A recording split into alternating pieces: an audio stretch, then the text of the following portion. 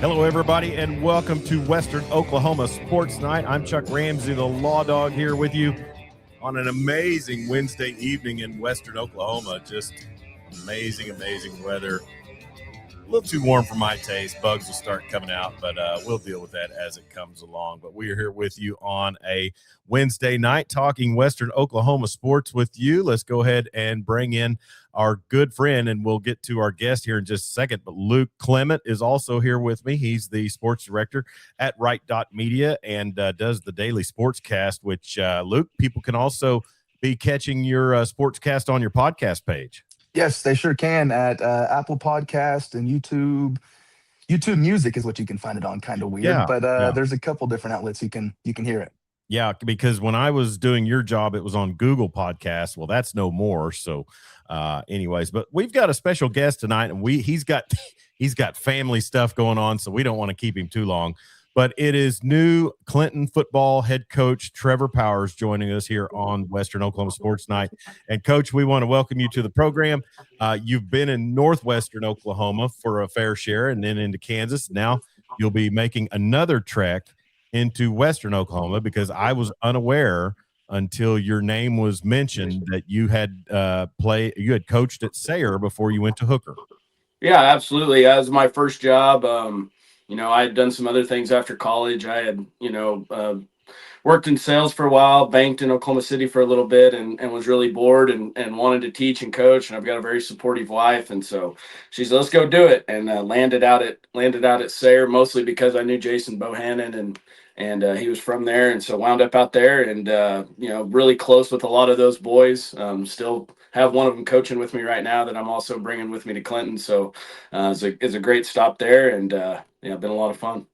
Great. And so for anybody who's been unaware, back and in full transparency, back in around the holiday season, there was a decision to make a change in coaching at Clinton after Coach John Higbee had coached there for a long time.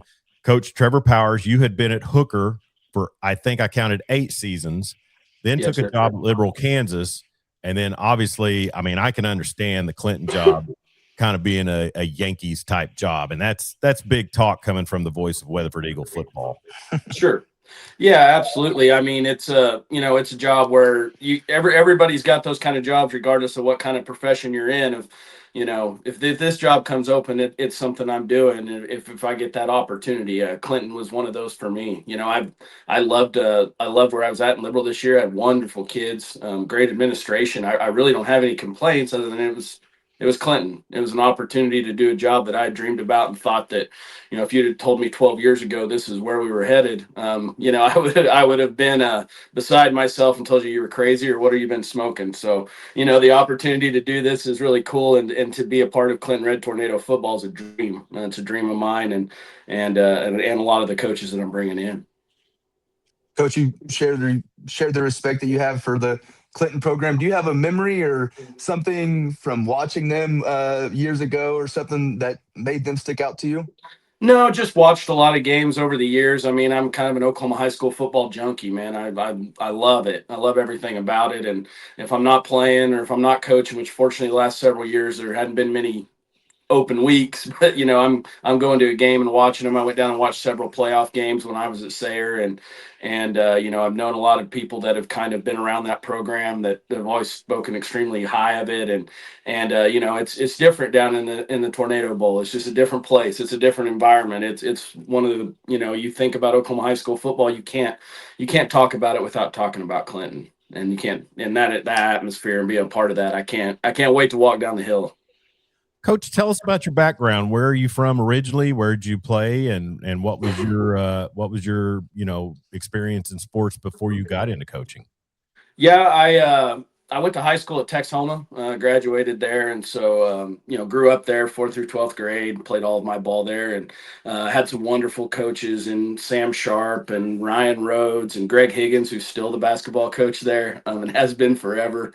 Is very close to me, and those guys always kind of made me feel like I wanted to get into coaching. I went and did some stuff in agriculture and things like that, and because that's kind of what my dad does, and it just wasn't kind of filling the void of what I wanted to do. Wound up getting into coaching. I spent 3 years at Sayre. I went from banking to an assistant in Sayre, and in 8 months I was the head coach. And so talk about having no idea what you're doing. You just got to learn and figure it out, and didn't have a ton of success there, but learned a lot about myself and a lot about coaching. Went to Hooker, and first year there we were in the semifinals.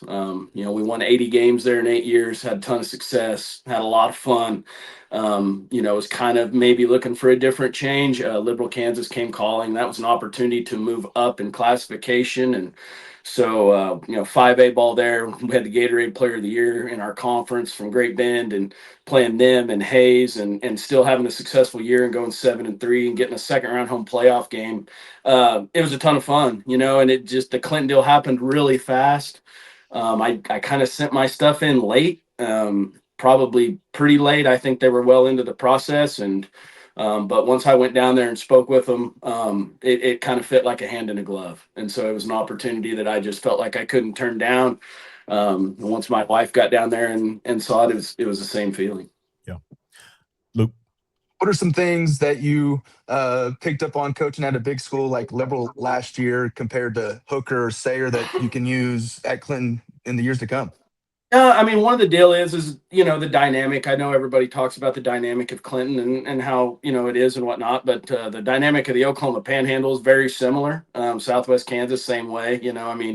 Liberal is a big school. There's 1,350 kids in high school, so it's a big high school. It's a big staff to manage. There's a lot of moving parts. And so it was nice to get that experience of having, 10 coaches on staff plus 2 junior high staffs that are completely full, and having to recruit the halls and that kind of thing, and kind of extending your branch of how you do things is just a little different at a big school. But I think Hooker and Clinton have a lot of similarities. I think Clinton is exactly like Hooker, but it's just 4 times bigger.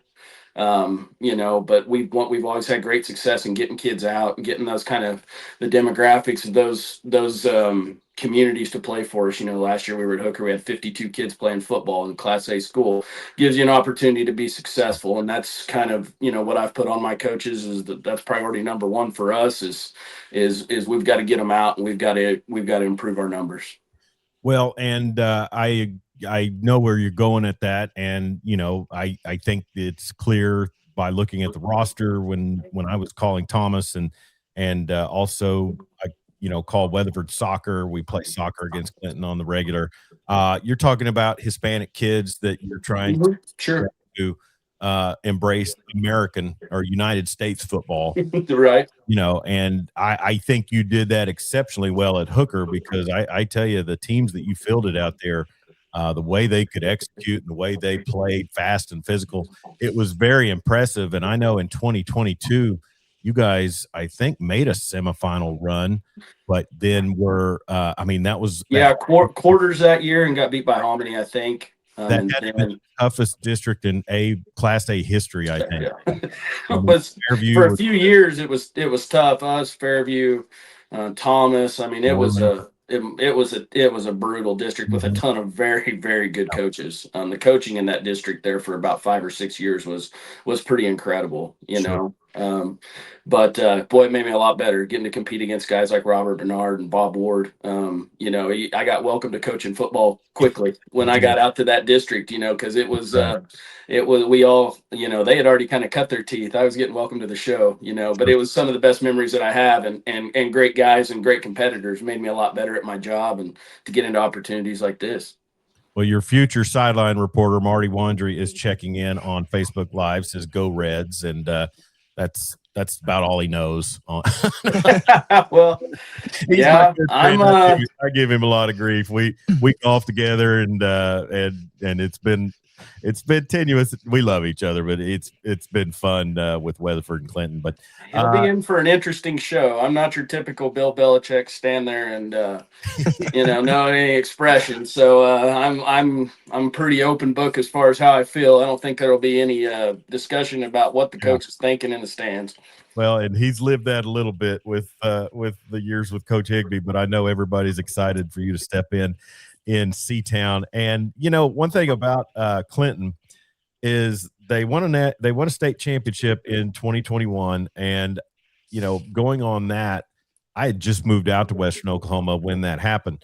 But looking at that one, they did it with so much defense, and they run the, they ran their same offense, same defense, but that year they had so many hitters.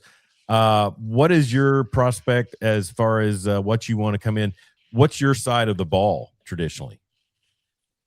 I think we lost him. Sorry, somebody was calling me. I didn't catch the end of that. That's Brent Caldwell was calling me when I'm trying to work. So that's not out of character. Yeah, the former Clinton girls basketball coach bugging my podcast. That makes sense. Anyways, you were talking about defense and offense and that kind of thing. Yeah, what's kind of what they did in 21 ball originally? I've called plays for the last 9 years, so that's kind of where I've originated and what I plan to do. I think we base ourselves on being, the fundamentals of what we do are playing physical and playing fast and taking what people give us. You can look at those teams and that I've had at hooker over the years, and well, yeah, you can say spread. Well, when we had Gavin Parker that went to Oklahoma State and our right and left tackle weighed 150 pounds, yeah, we threw it a bunch. We had to. We weren't running the ball against Aiden Kelly with a 150-pound tackle. Okay, it wasn't happening. But, over the last few years, we also ran a lot of 3-back. I'll get into wishbone and be in the empty. We'll do a lot of different things to try to find where people are weak and attack that, and then defense, we're just going to run like hell to the football and play fast, play hard. So we're excited about the kids. That's the kind of thing, you watch the film from last year, they play exceptionally hard. You can see the pride that they have in playing for Clinton. And so that's the things that stuck out. And that's what I told the kids last week. This is, it's going to be different. And I'm not saying that it's better. Coach Higby won a state championship here. I think he's done an incredible job. I have that it doesn't need to be a thing where we're pitted against each other. We didn't know each other at all before this, but I'm not turning down this opportunity regardless of the situation. So it's just going to be different. Come out, give it a try, see what it looks like. I think once you see it, you'll stay, and so we've had a lot of opportunities to get kids out over the years. And I think it's one of the big things that's led to the success that we've had. Coach, when I heard you speak at the chamber banquet, I think the biggest thing that stuck out to me is when you talked about the coaching staff you're bringing with you. If you could run over just briefly those guys that are going to be on the staff with you. Yeah, bringing in Garrett Harlan, who has been the head coach at Texoma for the last few years. Garrett's, I think, about 7 years older than me. He may not want me to relay that, but was older than me. I watched him play high school football at Texoma, but I've always had a lot of respect for him.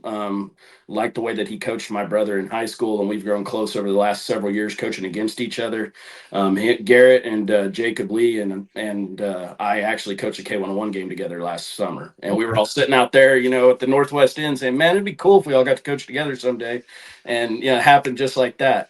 Also bringing in Skylar Watson, who's been the head coach at Carnegie. Skylar and I went to college together. We've always been really close. We talk about football, all the time. And so to be able to bring those two guys in at coordinators and with the experience they have, and they also know me, not just from coaching, but personally, we have a relationship there.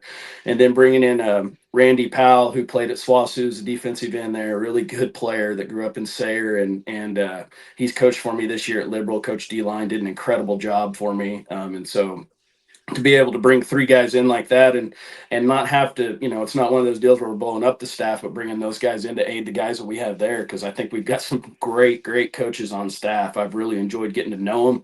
I think they're excited to be there, and those are Clinton guys. And in a place like that, we want Clinton guys to be a part of the program. I'm not I think I know everything like that, or this little group of 3 is going to do everything.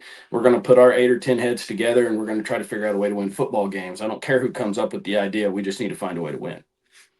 Is Randy Powell, did he play at SWOSU in the last couple of years?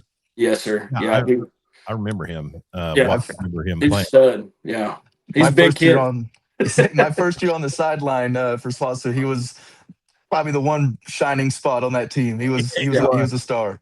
Yeah. He was actually at Washita, and called me and said, hey, do you still have a job up in Liberal? Because I had tried to hire him, and I said, I've been holding one open in case something like happened. And he loaded up his truck and came up there and lived with us for a couple of months, and so before he got his own place. But he's done an outstanding job for me. Really good kid, and so we're excited to have him as well, and can relate to kids and can get them out. So well, and as I mentioned, Marty Wandry, your sideline reporter, checking in on Facebook Live. And if you have a comment for Coach Powers here while we have him, feel free to comment on the stream. We're streaming live on Facebook, YouTube, and Twitter X at Lawdog Sports. But we kind of touched on it before, but you're talking about communities that have significant Hispanic populations. What is the key to getting kids who maybe, United States American football is not necessarily the beautiful game to them? What's kind of the key to get them to buy in and come out and try something that may not have been in their wheelhouse before? Getting them young and making it fun. I mean, I don't need you to pick football over soccer or anything else. The beautiful thing about Oklahoma is they do that in the spring. Yeah. Come out and play football and see if you like it. Our deal with that is, we've had way less kids, that once we get them out for a while, they usually stay. A lot of the ways that we got kids out to play things at Hooker, which obviously is a smaller school, you don't have soccer, but we worked them all out together. Football's working out, basketball's working out, cross country's working out. Those kids are working out together. It gets harder to separate once you move on. You're like, man, I don't really want to go to the gym and not go out there and play football with these guys I've been busting it with all summer. So we want to get the participation up and support them in their other sports too. Like you soccer players want to come out and play football. That's great. We had guys this year that played for us and played soccer at Liberal during the same season, because they do it in the fall in Kansas, which is a nightmare. But especially in Liberal, I mean, you guys, we talk about that. We're over 92% Hispanic in Liberal. So, but the thing about Hispanic kids is they're extremely hard workers. Yeah. They're very religious as a culture, and so I've had great success with Hispanic kids, but I've lived out here my whole life. I grew up with them. You know what I mean? Like, so it's they're just great kids, great family, and their parents if you're holding them accountable and whatnot, or be some of your best supporters. And so I feel like it's a football's a great avenue for them, and I think we'll be able to get a bunch of them to play. So how well do you know Coach Sauceman at Weatherford? None. Okay. Well, get ready. No, I'm kidding. Other than to know that we're supposed to hate each other, I don't know him at all. No, it's funny, and you probably realize this from your time in Sayre. Clinton and Weatherford are a big rivalry, but there's a lot of mutual respect there. Mm-hmm. It's Elk City that everybody hates. So. Yeah, and I know Coach Maynard well, so I'm excited to get that going a little bit. So we've known each other for several years, and we actually coached K101 together 4 or 5 years ago. So, sure. There's lots of connections to go through all that, and I've for sure got my enemies out there, but that happens when you win games. That's one thing I've noticed. There's rivals, but I've yet to notice anybody really carrying around a lot of bad blood amongst the coaching staffs out here. And then also, Coach Watson, I started at Wright when he was at Watonga, mm-hmm. and then he made the move to Carnegie, and then now he's going to take your coaching job there at Clinton. Luke, you got something else for Coach? Yeah, one more. Coach, you've talked about how you don't really care what the offense looks like as long as the ball is moving. What are the pros of being able to change on that side of the ball? I think it's just we've got to put ourselves in a position to, be successful. If there's 9 people in the box, we've got to be able to throw it well enough to put people in a bind, and with the quarterback that we're going to have, if we can get advantageous numbers in the box, he's hard to tackle. He's hard to deal with. I think that the potential that he has is just kind of being scraped off the surface. I can't wait to get my hands on him and get to work with him. But it's just kind of a more of a modern way of looking at things. And I understand that being at Clinton, the first time that we don't get a first down and have to punt, that everybody's going to be yelling to call the sweep and whatnot. But guys, like, if you're a football coach and you don't want to be in those kind of situations and be in the fire like this, then what are we doing? Like, I'm confident in my ability. I'm confident in my staff's ability, and I think it's going to be a fun way to look at the game. But you can ask anybody. My teams have maintained the physicality while just still doing it out of the spread, and you'll for sure see some wishbone and that kind of thing this year as well. It'll be you'll see some swinging gate. You'll see some fun stuff. It'll be different, that's for sure. And that was always the interesting thing. Like when Elk City would play Clinton over the last couple of years, you would see some wing formations and the eye and I'm 55 years old in full transparency. that goes back for me, a Right. long ways. But a lot of fun to see, and it's going to be a great season upcoming in Western Oklahoma. I guess my last question would be, Coach, is Western Oklahoma football has had a hard time over the past 3 or 4 seasons kind of competing with the Tri-City teams, the Tuttles, the Elgins, things like that. And to me, it hasn't been really an effort thing. It's just been almost, I mean, really kind of a talent thing. Hmm. Tuttle has been outstanding. Elgin has clubbed in everybody's head in district this last season. Well, now I think the district's going to be changed up a little more even. Should Uh, be. what are you going to be able to do in the off season to try to get your kids physically prepared for the grind that is 4A? Being down there following spring break is going to help that a bunch. I'm going to be able to start building those relationships with the kids and whatnot. Fortunately, at Clinton, that they've already been working in their weight room with the staff that they've had, the head coach that they had.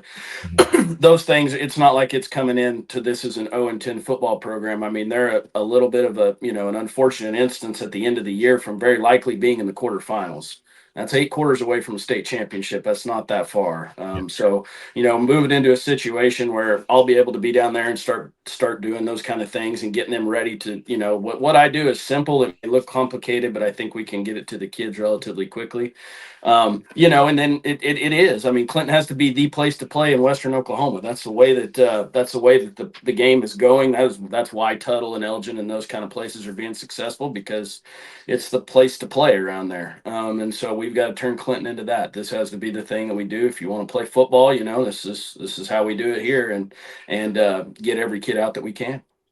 I honestly looked at that after all of that kind of shook out last season, and I thought to myself, Weatherford will have to play good against Blanchard, because Blanchard had a lot of talent, but I would have almost rather gone on the road to Ardmore and then go to Cushing for the second round instead of having to go to Broken Bow, not just for the trip, but that Graydon Howell kid, my gosh, he's already a lot of He's pretty special, and sometimes it shakes out that way. A few years ago we wound up a 4 seed and get to the quarterfinals. And the 2 and the 3 were out in the second round, but we were better off going to Apache and getting Wynnewood at home than we were, having to go on the road to say, No doubt. to Hominy or something like that. So the big thing is getting in, and anytime that you can get in a 1 or a 2 seed and make people drive to Clinton, Oklahoma, it's an advantage. We want teams like Poto and Salisaw to have to drive to us to play us. It's the same thing when we're playing at Hooker, and last year Pecola has to come all the way out to Hooker. That's a massive advantage. It's 15 degrees and you are a hell of a long way from home. I mean, you better be glad they didn't pack up Alyssa Parker to come play. She would she would have been a problem. She would have been a problem. Trevor Powers, man, thank you so much. Unless Luke's got something else for you. Oh, no, I'm okay. Real quick, your opinion. There's stuff going on with the OSSAA. I don't want to get you on record too much, but kind of where do you see the private school and the transfer and things like that? How do you? I mean, the transfer thing's going to be difficult to police. I mean, there's a certain deal of where you can tell people what they can do and where they can live and those kind of things. I'm not real sure how you get your arms around that, but I mean, there's got to be some kind of rules in play. As far as the public and private school deal, I mean, it's real simple. We shouldn't be playing together. The privates should be out and doing their own thing like they are in Texas. I've lost three state championships directly to private schools. To Rejoice Christian, which is right in between Owasso and Jinx. The new ADMs come out. They've got 301 kids. Do we think that happened since the state championship in 24, or did it happen right after the numbers came out?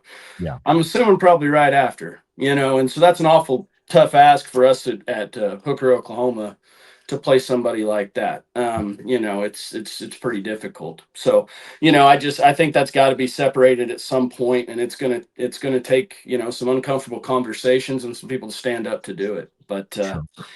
It's quite a bit of mess. But I like that there are conversations now going on, because there's some that probably need to be had. Sure. I totally agree with you, and I'm glad to get your opinion on that. And like you mentioned, Marty Wanger won't have to worry about Bill Belichick style pre-prepared answers. So I appreciate your. No, I'm pretty candid and pretty honest. I wear it all right out there on my sleeve, so there won't be any doubt about where I'm at. But if you're out in the community, you want to come up and talk to me, or you want to ask me a question, like, I'm a pretty social guy. I'm going to be at the golf course and a lot this spring and summer and that kind of thing. But my family and I, coaches, were exceptionally excited to be there. We know how important it is to be at Clinton, and we are excited to get down there and get with those kids and get to work.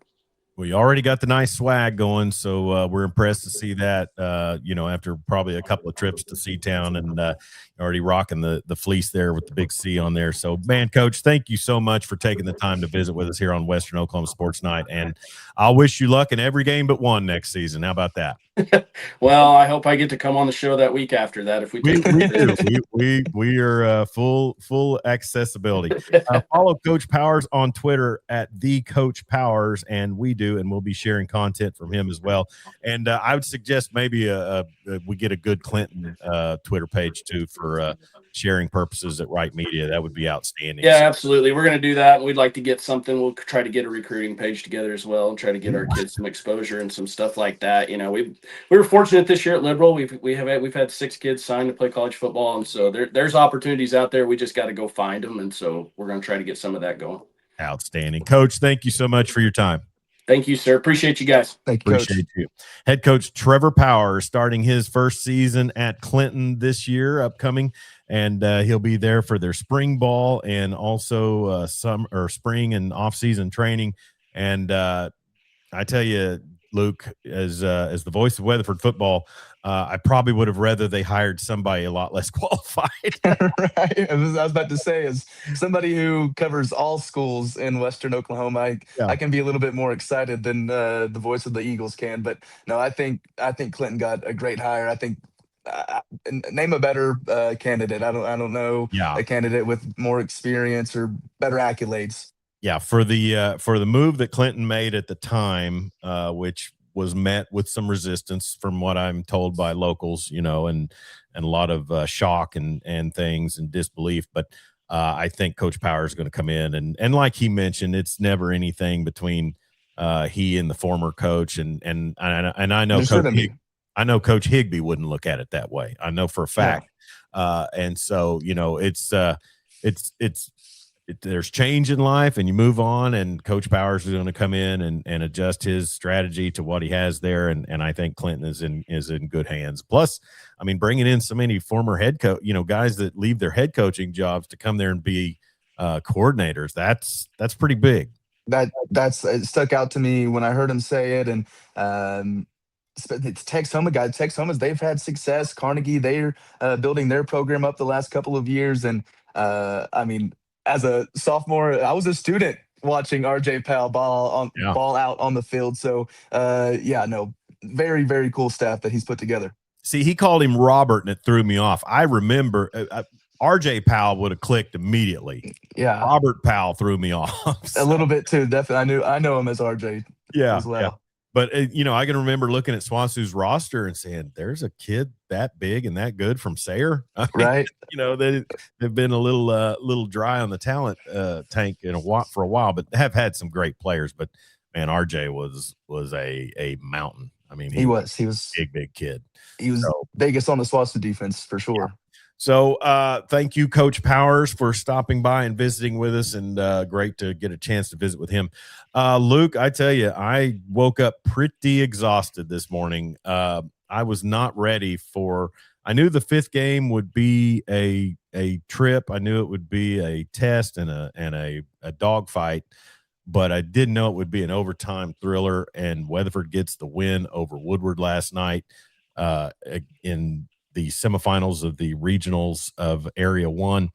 And man, what a game it was, and what a comeback. Yeah, it was. I have 2 TVs in my living room since the start of football season. And I had the Thunder muted so I could listen to the end of the Weatherford game. It was so exciting. The free throws from Jackson Smith there at the end to send it to free throw, those were huge. And then he hits the game-winning bucket, the first possession of overtime with the 3. I mean, clutch basketball from the Weatherford Eagles last night. that could be one of the 3 or 4 most clutch moments that I can think of in the run that I've been calling since the Sage twins were freshmen. CJ Nixon was a freshman. There was a game against Anadarko in 2022 where a kid that graduated that year, Tevu, hit a jumper on the road, and they beat Anadarko in a thriller late. And then trying to think of really for 3 years, nothing was that close. You got to have CJ's bucket in the state game last year. That would be a big one. And then really, I mean, you know, so many games, even against quality competition, they weren't really down to the wire. But those free throws by Jackson Smith, and he's probably the most clutch free throw shooter that they've had in 4 or 5 years. I mean, he's at about 90% this season, I believe, and that's impressive. He goes to the line a lot. I feel like if he wasn't shooting it from 3, he didn't shoot a lot of mid ranges. He was trying to get inside. He was on a mission to get to the cup, and most of the time he was successful. Yeah, and he kind of took the team on his back, 23 points, and he had 915 points before that game, so 23 gets him up around 38, I think. And I think I agree with that math. So if they make a run into the playoffs and stay in the winners bracket, he may get enough games under him, and if he averages something like that to approach that 1,000-point mark. 72 shy. You average, that's what, 23 points a game, 24 points a game. Yeah. And you still have 2 losses. So yeah. And you face a really tough Oklahoma Christian School team on Saturday in the regional championship.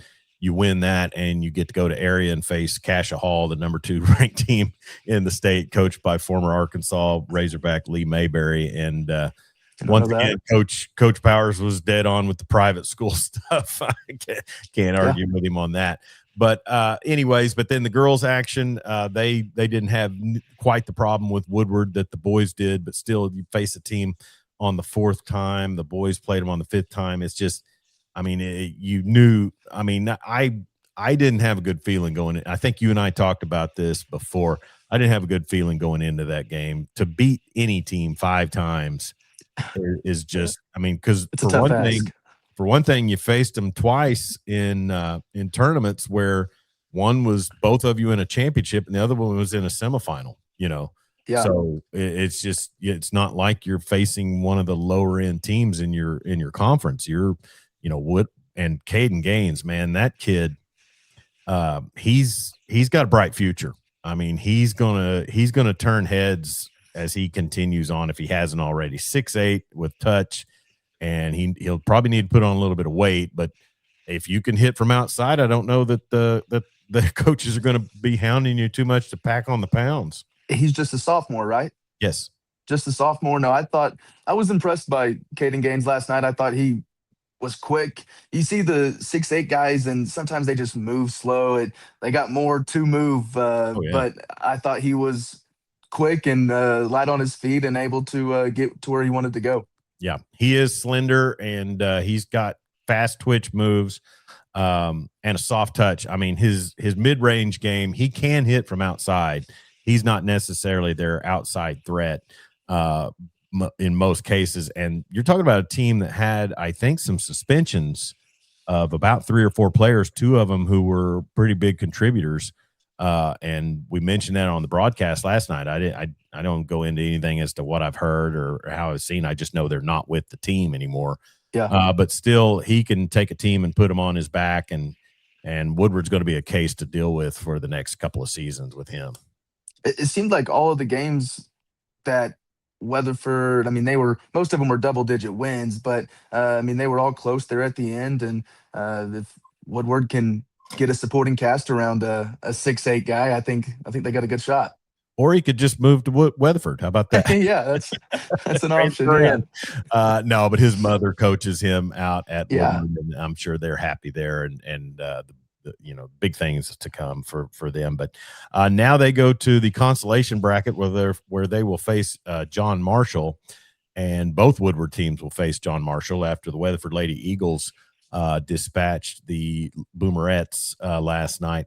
And that was one where you it started out, it was a little bit of a slugfest, but I'm telling you, and the young lady had her coming out party on Saturday in the districts against Clinton, but sophomore guard McKinley Haggard, she had 16 points in the game against Clinton, her career high. But last night she's scoreless. Well, Okay. let me tell you something. Guard for Woodward, Lexi Mendel, had 24 points against Elk City on Saturday in districts. Okay. She had 6 last night and Wow. 2 in the second half. And McKinley Haggard was defending her primarily, and she did an outstanding job. As much as Deja Gibbons is scoring and Talon Payne's outside shooting, Deja had 20, Talon had 8 or 12, and Ella Strickler had double figures as well. McKinley Haggard, the defensive job she did on Lexi Mendel to limit her was truly outstanding. So now the Weatherford Lady Eagles go into a rematch with the Bethany Lady Broncos, who made quick work last night of Community Christian. And I'll have to look and see. And my friend Joel Reagan at West Metro Sports, if you don't subscribe to them on Twitter and their webpage, he does a lot of recaps of Bethany and Western Heights and the Putnam City schools. But I'd have to look at the box scores again to see if Brent Venable's daughter is still playing at Community Christian. She was a really good player last year, tore her knee up against us, actually, in the Community Christian tournament. But they didn't fare too well against Bethany. Weatherford lost to Bethany at home by 5 the last go around, and it was a lot of free throws late for their 2 big girls. And Cameron Regier, she's a lot to have to deal with down in the block. And I saw some of the highlight plays from her, and she can do work. So it'll be a tough matchup, but I would love to see both Weatherford teams get victories on Saturday and go into area in the winners bracket. The boys have won regional championships for the last 4 years, and the girls haven't won one in 3 seasons. So looking forward to maybe if they can break that streak and the boys can continue theirs. Say both teams got something to play for. It sounds like. When I believe the first matchup with Bethany was pretty early in the season, right? No, it was just about late February 10th. Oh, so that was what, last 2 weeks two ago. weeks ago. Yeah. Well, then never mind. Disregard the point I was going to make there. Well, it was a tough stretch because you came out of that Buckle of the Wheat Belt Invitational with the weather delay. You played, here was the girls' schedule in late January. Wednesday final against Kingfisher. That Friday, a game on the road against a ranked Alva team. Anadarko on the road the next day. And then I believe it was Kingfisher, Tuttle, Elgin, and Bethany. And then you finished up at Blanchard. So they had a murderer's row there late. Yeah. They didn't snap a 4-game losing streak until they won at Blanchard on the 13th. So, build up a little confidence against some of the teams like Clinton. But, Woodward came down and played hard, and they have tall girls. They have fast girls. Honestly, on paper, I can't see why they don't have a little more success. Yeah, I thought it was a close game.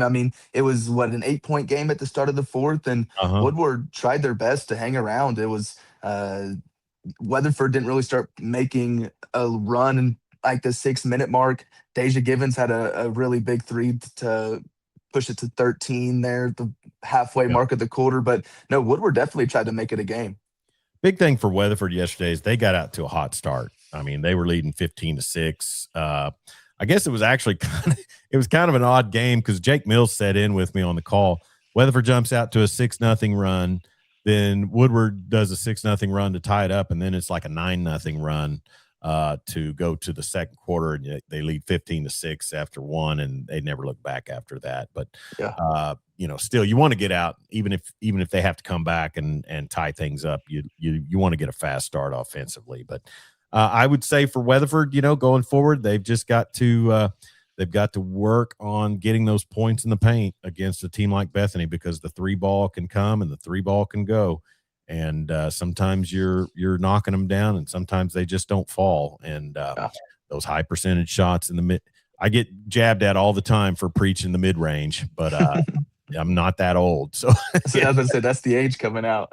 but I have played in a high school game that did not include a 3-point line in my lifetime. So Yeah. that tells you a lot. I say I don't know anything about those days, but the three ball, it's a tough thing to live and die by. Like you said, I mean, it's either on or it's not, Yeah. and it really can depict on how the game's going to go. I think what I noticed the most in particularly high school, and I've talked about this with Jeremy Schroeder, my partner on the Weekend Big Show. What I've noticed is the impact that Steph Curry has had on basketball on every level. Yeah. And you've got a lot of kids that really can shoot the three ball. I think what drives me insane is when you've got a fast break and you've got numbers and you kick it out to the wing and take a three. I mean, force the issue. I mean, Right. You got fans in the stands griping because their team's not shooting free throws. Get to the bucket. That's how you make, get to the line and get fouls and get other teams in foul trouble. That's what I do like about Jackson Smith's game. I mean, he was 8 for 10 from the free throw line last night, and just so clutch down the end. Like you said, making those 2 free throws with 10 seconds left. You miss one of those and you're having a foul and then try to get a 3 or something, So, Yeah. But no, Weatherford in a pretty good spot. They'll have tough competition in the regional championships, but you'd rather be in the regional championship than already in the consolation, No doubt. because you guaranteed yourself into area. That's it. Winning that regional semifinal game is one of the biggest. I mean, it guarantees you a spot in area. Doesn't the semifinal game in area, doesn't that qualify you or guarantee you a spot in state as well? Well, your consolation championship does. So, Okay. So if you win your regional, you have to win one of 2 games to make it to state. Yes. So in 2022, Weatherford beat Douglas at Enid High School to win regionals. They played Kingfisher in the area championship. Kingfisher defeated Weatherford, and then Weatherford had to face Douglas again in the area consolation championship. They defeated Douglas, got to state, played Heritage Hall in the first round, defeated them, and then lost to Victory Christian in the state semifinals. So go ahead. That was when CJ and the Sage twins were freshmen. Okay. Nate Rehrman was a sophomore. Okay. So that was one of those situations. Now, I was in high school as a sophomore at Coweta, and we won our regional championship over Fort Gibson, and we had to win one of 2, and we lost to Shakota and Wilburton to end our season and not make it to state. So that can happen. You don't somebody in that consolation bracket. It sucks when you're the team that won a regional and you lose that, but the way things are set up, if Weatherford is able to win against Oklahoma Christian School and play an area, they'll face Cassia Hall. And, I would not discount their chances, even though Cassia Hall is obviously a very talented team. They played in the Tournament of Champions, but Weatherford has a ton of talent too. But, if you had to play in that consolation championship, you're likely going to play somebody, unless somebody from the east side made it there. It could be a Bethany, an Oklahoma Christian, or a Woodward. I was going to say another Woodward game. Yeah, wouldn't that be something? Yeah, but still, you want to win regionals so that you get into area through the winners bracket and only have to win one of 2, which as I mentioned, it happened to Weatherford girls 3 seasons ago in Grant Gibbons's final season as girls head coach. They won regionals against Class and SAS.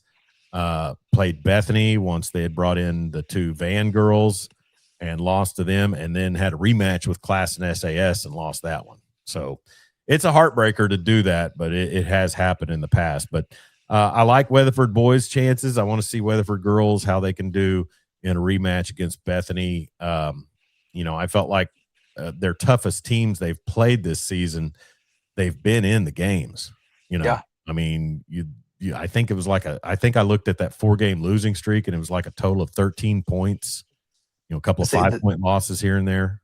the Alva game, I remember that one being super close and Overtime. Yeah. overtime, and it was on the road, a rowdy, Mhm. rowdy arena. Yeah. Um, several close games. I don't see Weatherford, the girls, just getting ran out of the water or I blown out don't of the think water so by either. anybody. And they play physical down low. Ella Strickler, Peyton Mills, they can contain post players. They're gonna have their work cut out, like I mentioned, against this Cameron Regier. But against Kingfisher, they were doing a good job limiting their points in the paint until late, and then they kind of came back. But you get Deja Givens going on, get her in rhythm. You get Talon Payne pulling people out to try to stop her, and then you really just have to get contributions from a player like a McKinley Haggard or Ella Strickler, and last night you had 3 players in double figures. And I think in most cases you get 3 in double figures, you've got a high percentage chance to win. Definitely in high school basketball and girls high school basketball, and especially if one of those 3 players are It's in the 20s. yeah, or that, or I was going to say somebody who isn't usually scoring in the double figures, somebody Yeah. who you were not planning on scoring that much. That helps out a lot too. Exactly. All right. So Weatherford has their playoffs going on. The regionals at Weatherford will include Elk City and Clinton tomorrow. And that is a matchup on both sides, as the Lady Reds Yes. and the Red Tornado boys will face the Elks and Elkettes. And, you win that one, or, the winner of that one advances. The loser is done for the season. But, I mean, you've got – and I think the Woodward game was an upset on Saturday in girls action. I would say so. Yeah, it was a was close to game. It me, was because yeah. I really anticipated the Weatherford girls having to play Elk City again. But I mean, I don't know much. I'll have to scout John Marshall a little bit to see. But I mean, that the winner of Elk City and Clinton will face Community Christian in the consolation semifinals on Friday, and then the consolation championship will be on Saturday. So it's amazing, Luke, how the numbers of teams start to whittle down as you Right. advance through a weekend.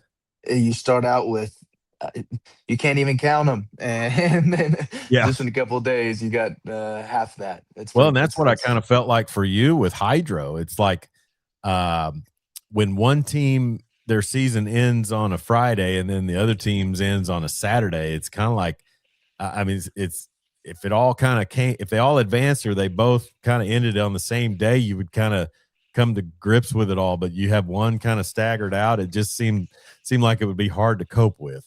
It was a nice little 1-2 over the weekend, the 1-2 punch. But No. the boys' game was super, super fun. That the game that they lost out at might be one of the most memorable games for me. Just super entertaining, exciting, back and forth. And then the girls' game, Thomas had their way with the girls, but no, yeah, it was a tough way to go out. But on to baseball and softball. Yeah, and that's the thing. Spring sports coming up. Real quick, before we jump out of playoff basketball, Watonga is still going, right? Watonga and Sayer and Thomas. And Thomas. Okay, so Watonga on our Wright Media Network is at regionals where? Watonga. They are hosting their regional. Okay, so are they both in the consolation brackets? Yes, both Watonga teams are in the consolation brackets. Both the Sayer teams are also in that Watonga consolation bracket, but they will play at the Merritt subsite tomorrow. Okay. And I guess Merritt had to escape Hobart last night in girls ball.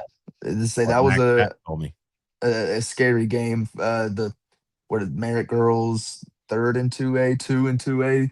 Yeah. The Sayer girls will play Hobart. I'm not 100% on who the Sayer boys are playing, but it will be in the consolation side tomorrow. And then both Thomas teams play Ripley in the area consolation bracket in Enid tomorrow. Center.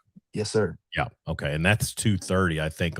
Yes, the girls at 1 and the boys at 2:30. Boys at 2:30. So that'll be on Terrier TV. Mike Crow will be on the call for that, and then Stephen Lake, and I forget who his Ty Hussey. Ty Hussey will be on the call from Watonga. Max Patton will have the call on Sarah Eagles TV. And be sure and listen to Luke's Sports tomorrow morning, 7:40 on 99.3 News Talk KCLI and 7:50 on 95.5 The Coyote with Val the Gal and John Matthews. And your timing of the 7:50 sports seems to vary on what topic John has going on KCLI. Sometimes you're straight 7:50, sometimes you're 7:55. Yeah, definitely. Me, Todd, and John definitely could get into some conversations, and sometimes they just roll on over onto the Coyote, and me and John can just keep on going. Yeah. It's a lot of fun chirping with John and Val and Todd in the mornings. The live radio part of it is exactly the funnest. It's the best part of it. It's the prep that you get into of putting together all the sports stories and clipping audio that can become a little strenuous, but you've done an amazing job with it. So Ripley, that is in Payne County, kind of between Cushing and Stillwater, and that's actually up back where my homeland is. Yeah, and so I'll be rooting Green for Country, right? It's I don't know. Green Country's more Tulsa East, and East. right? Yeah. I forget. I think they call it Frontier Country or something. That the state tourism board used to have a map that divided up like you had Green Country, you had Frontier Country, which was all kind of Stillwater and Guthrie and all that, and then Red Carpet Land was like Enid and on out the pan. Yeah, it was what in the world. It was called Red Carpet Land, I think, or something like that. Kind of hippie stuff was going on over there. State Tourism Board, hitting the bong or something. Yeah, I remember maps being put out where they divided up, and it was for tourism purposes, but it was kind of silly. But yeah, Green Country. I grew up in Green Country, but I was born and all my dad's family's from around Cushing and Yale. But Ripley, I don't know much about them, but I guess they are into the constellation of regionals. So Thomas, going forward, obviously they'll need the production they've got there in that regional, from the Frymeyers and from Ty Littlebird and Cash Willis. And if they get that, they're pretty formidable for about anybody. No doubt. Kaysen Freimeyer and Ty Littlebird, they combined for 52 points in their last win. Freimeyer went for 31. They definitely have the talent. They can knock down the shots, and I mean, they have athletes. It's Thomas. That's what they're known for, is having good athletes. They can play some defense. They got to put it together on the offensive side. They got to knock down those shots. Yeah.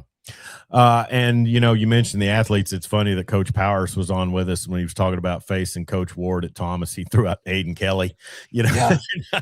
I would imagine Coach Ward utilized Aiden Kelly to terrorize a lot of the teams in that district back in the day. I almost shared my Aiden Kelly story. You got an Aiden Kelly story? My sophomore year, we played Thomas in playoffs, and you were a center, right? I was, yes. But sophomore year, we still had. I wasn't starting at that time yet, but I went in like our first touchdown. We kicked a PAT, and I had to block Aiden Kelly, unfortunately, and I didn't do much blocking. I can tell you that. He was a load. He had told me one time I interviewed him there at the radio station that I guess he originally was from or playing in Weatherford. And he would have been on the same team as Ethan Downs. So can you imagine Weatherford lining up Aiden Kelly and Ethan Downs in the same D line and utilizing that? That would have fun blocking that. Yeah, exactly. But he had some big counterparts at Thomas too. They in that 2020. Yes, there was another. There was a kid that was closer to my age who was getting recruited by like Memphis and Tulsa and Navy and stuff. And I remember going to the Thomas team camp before my senior year. I think we would have been the same class. Me and I want to say his name was Billy. But Camden Billy. I think that was it. Yeah. But I was hurt at the time. I was coming off an ACL tear. And I remember all of us talking after the camp was over, and there was scouts there that week. And I walked up to that Camden kid and I said, "You're lucky I'm hurt, or those scouts will be mine."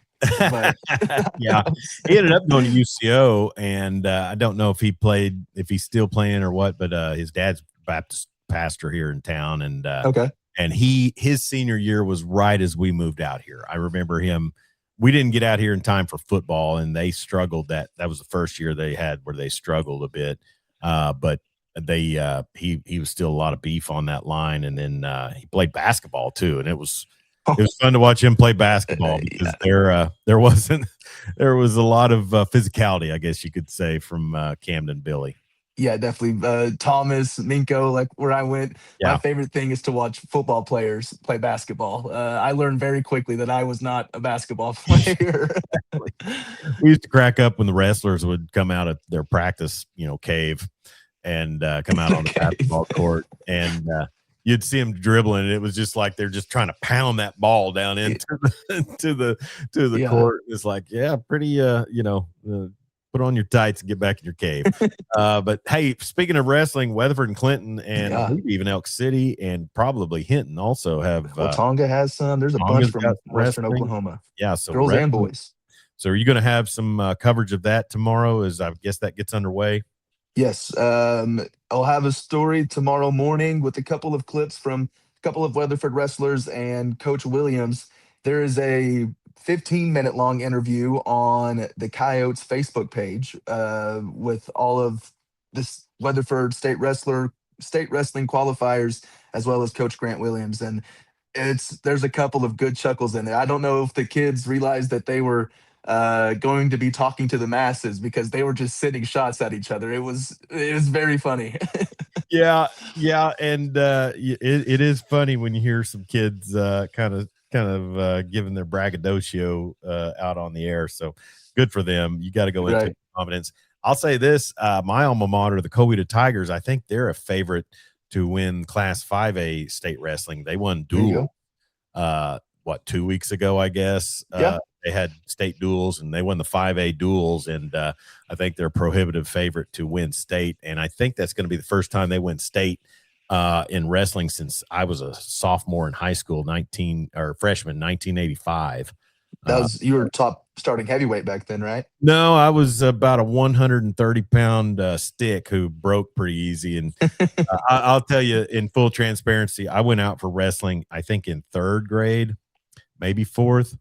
And they practice in this old church or some sort of old rock building. I don't know what it was. And they practiced until like 9:30 at night. Well, my mother was freaking out that, she's having to come out and get me for practice that late and that I'm not already in bed. And I did one practice, and a kid who would eventually win state, he was about 3, I think he was a senior when I was a freshman. He kind of used my face for a mop across that mat. And I told my mom, I said, I don't like this sport. And she's like, well, I don't like having to come pick you up this late. That was Chuck's wrestling career. That was my wrestling career. One night of practice, and I was done. Yeah. And I realized even after 8th or 9th grade that I was a basketball player. And I totally relate to those memes that say that show the Oklahoma drill and say this has created more basketball players than any other function, and it's true. Yeah, I've seen it happen. It's a lot of fun. But so anyways, so basketball playoffs are going to be real prevalent on the network this weekend. Also, as I mentioned, Woodward and Elk City are coming down to Weatherford for their Constellation Regional games as well. And got to see my friend Tyler Riggs from Z92 up at Woodward last night. They do a great job calling the games for Woodward on their air. And then Aaron Kalk will be in town also for the Elk City game. So I would probably say I might pick Elk City to win the girls matchup for sure. Probably lean towards Clinton in the boys. I know Elk City got them last time. I think 3 out of 4, 2 out of 3, whatever it is. I might go with the Red Tornadoes if they can get going. But and then, like I said, Weatherford's got their work cut out for them on the boys end and the girls end in regionals. And then anybody, I guess Class A's in area, and Canute girls are looking. Both Canute teams are in area. Both Arapahoe Butler teams are in area. Hammond, Leedy, they have both of their teams. Calumet, both of their teams are in area. The Corn Bible girls. Yeah. Several squads in Western Oklahoma. Class A, B1, and B2 all in area this weekend. Okay, so we will be keeping an eye with it, and you can keep an eye with it also with Luke on weekday sports on 95.5 The Coyote and News Talk 99.3 KCLI. Real quick, before we get out of here, as we're going up on time, I got out and watched a little bit of Weatherford soccer practice on Monday, and then also went to the scrimmage for Weatherford baseball as they scrimmaged Cash at Eagle Field. And I'll just say this, Elk City has been dominant in my entire time out here in Western Oklahoma in baseball in their district against Clinton, Woodward, and Weatherford. They probably still have a ton of talent, but I'm going to tell you right now, Grayson Dunn, the starting pitcher for Weatherford, he's going to have a big season. He looked outstanding, and he's really come a long ways from his last couple of years till now. He just recently signed with MacU. Yes. MacU, or was it MacU? And I got to do an interview with him, and he sounded super excited, super pumped up, ready to go. And then I got to talk with Coach Corey Miller. That would have been yesterday. Yeah. New district for the Eagles in Class 4A, some new teams that they'll be seeing. One of the questions I asked Coach Miller was about Dunn and the rest of the kids that have played for Weatherford that are playing at the next level. They have a long list and a bunch of talent on that Weatherford baseball squad. Jaden Minner got the win yesterday for Slaughter, former Weatherford Eagle. What class would he have been? He graduated in 2022. Okay, so that was before I was there. But no, there's a bunch of talent, and I'm excited to go. I'm excited for the I-40 Baseball Festival that'll be coming up in a couple weeks, and that will be a blast. And then also we'll be bringing some Weatherford home games to you on Weatherford Eagles TV, and then I'll be doing soccer for Weatherford girls. Coach Charlie Lopez, he's really excited. They've got a big senior class and a lot of talent returning from their last 2 seasons where they made their 3 straight seasons, making it no less than the semifinals. 2 seasons ago, they went to the finals. Last season, they lost in the semifinals. But and then also, I'll just say this: the return of Deja Givens. She was a heck of a center back for her mother at the time, who was coaching Delidia, who was coaching Weatherford soccer. But she's an extremely talented soccer player. They've got they're waiting on the young lady who's the female wrestler, Chris Lee. I don't know. Cashley Bowman is the one Cashley Bowman. They're waiting on her to get it done with wrestling because she's a soccer player. So she's another one they're going to anticipate comes in and contributes. So a lot of excitement on Weatherford. And then boys soccer, they're going to be, rebuilding a bit. They lost some seniors last year, but they are going to try to keep competing and give Clinton their best shot. So Clinton's probably the team to beat in this whole region in Class 4A. So it'll be a lot of fun. No, I'm excited. I'm gonna have to go out to the pitch this year and learn something because come on out and sit in with me. You're single. You don't have anything else going on. I don't. You're right. All right, Luke. Well, listen, let's get out of here. And man, it sure is a lot of fun doing this every Wednesday. I know the church folks probably wish we weren't on a Wednesday night, but it's the one night we don't have games.